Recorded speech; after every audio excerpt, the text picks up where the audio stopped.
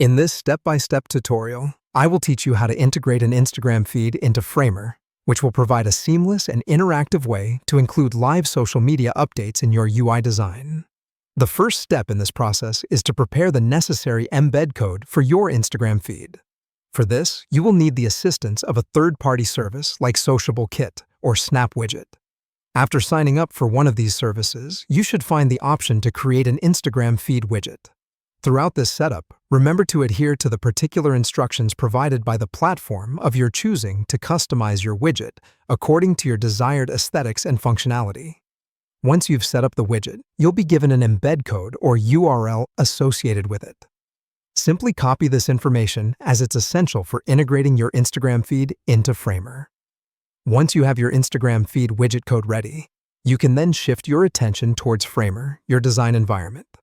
Here, initiate the integration by first finding the Insert menu that pops up in the Framer editor. Within this menu, there's an option for an embed component. Drag and drop this component onto your design canvas where you would like the Instagram feed to appear. Your next step is to paste the code you previously copied from the widget provider. Have a look at the new embed component you've added to your Framer environment and select it. Once you've done so, shift your focus towards the panel situated on the right side of the screen. Here you'll see different options under which you can find HTML or embed tabs, depending on the type of code you have. Select the appropriate tab and then paste the copied embed code or URL into the provided field. Now that the code has been inserted, your Instagram feed should be appearing in the embed component in Framer. In case it's not properly aligned, or is bigger or smaller than you intended, there's no need to worry as you can still adjust the parameters of the embed component.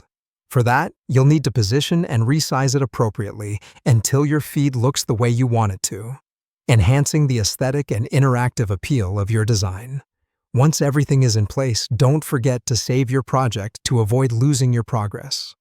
After these steps, your Instagram feed should now be seamlessly integrated into your Framer design, enlivening your project with real-time social media content and interactions.